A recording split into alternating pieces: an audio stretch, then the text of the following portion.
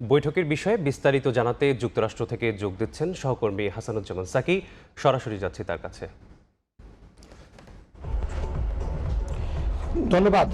শান্তির জন্য রাজনীতি, আর এই বিশ্ব রাজনীতি এবং বিশ্ব কূটনীতিতে কতটুকু সফল হতে চলেছেন ডোনাল্ড ট্রাম্প, সেই আলোচনাটি কিন্তু আজকে দিন শেষে যে বৈঠক, সেই বৈঠকের যে ফলাফল অনেকটাই এই বৈঠক সার্থক এবং সফল হয়েছে।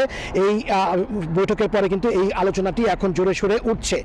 আপনি জানেন যে ঐতিহাসিক এই বৈঠক আজকে সোমবার স্থানীয় সময় দুপুর 1:15টার দিকে শুরু হয়। প্রথমে হোয়াইট হাউসে আসেন ইউক্রেনের প্রেসিডেন্ট ভলোদিমির জেলেনস্কি। তিনি আসার পরে তিনি বৈঠক করেন প্রথমে মার্কিন প্রেসিডেন্ট ডোনাল্ড ট্রাম্পের সঙ্গে, এবং তার পরবর্তীতে এই বৈঠকের পরবর্তীতে ইউরোপীয় বিভিন্ন দেশের নেতৃস্থানীয় বিভিন্ন দেশের রাষ্ট্র এবং সরকার প্রধানরা কিন্তু বৈঠকে উপস্থিত হন। তখন ত্রিমুখী বৈঠক হয়। ইউরোপীয় 5টি দেশের রাষ্ট্র এবং সরকার প্রধান, সেই সঙ্গে ছিলেন ইউরোপীয় কমিশন এবং নেটোর প্রতিনিধিরা উপস্থিত ছিলেন, এবং সেই সঙ্গে ডোনাল্ড ট্রাম্প এবং জেলেনস্কি তো ছিলেনই।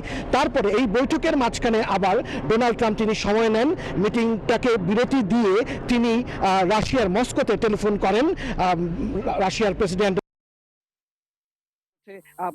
পুরো বিশ্ব এবং রাশিয়া এবং ইউক্রেনের মধ্যে যে যুদ্ধ 3.5 বছর যাবত যে যুদ্ধ চলছে, সেই যুদ্ধের হয়তো খুব শিগগিরই একটি অবসান হতে যাচ্ছে। এবং ডোনাল্ড ট্রাম্প বলেছেন যে তিনি আসলে যুদ্ধ বিরতির ধারণাটিকে সমর্থন, সেই যুদ্ধের হয়তো খুব শিগগিরই একটি অবসান হতে যাচ্ছে। এবং ডোনাল্ড ট্রাম্প বলেছেন যে তিনি আসলে যুদ্ধ বিরতির ধারণাটিকে সমর্থন করেন না, তিনি আসলে যুদ্ধবিরতি চান না, তিনি চান স্থায়ী সমাধান, অর্থাৎ একদম স্থায়ী যুদ্ধ বন্ধ তিনি চাচ্ছেন।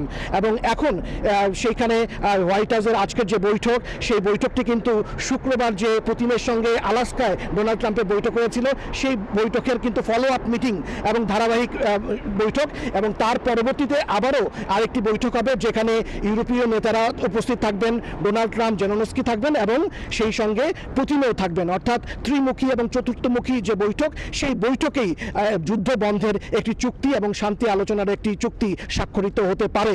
ইতিমধ্যেই সব পক্ষ এখন পর্যন্ত এই সম্মতিতে পৌঁছেছেন, এই মতামত, এই ধারণায় পৌঁছেছেন যে যুদ্ধ বন্ধ করা উচিত।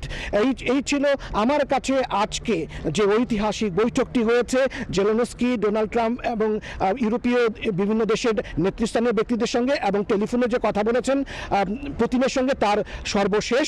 এরপরে কিন্তু তিনি জেলেনস্কি কিন্তু হোয়াইট হাউসেই দাঁড়িয়ে, প্রাঙ্গণে দাঁড়িয়ে কিন্তু তিনি তার প্রতিক্রিয়াও জানিয়েছেন।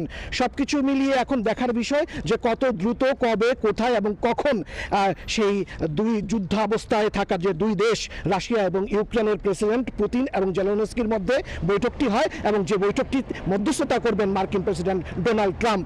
এই ছিল আমার কাছে আজকের মিটিং পরবর্তী সর্বশেষ। আপনাকে ধন্যবাদ। হাসানুজ্জামান সাকি, সময় সংবাদ, যুক্তরাষ্ট্র। সহকর্মী হাসানুজ্জামান সাকি যুক্ত ছিলেন যুক্তরাষ্ট্র থেকে।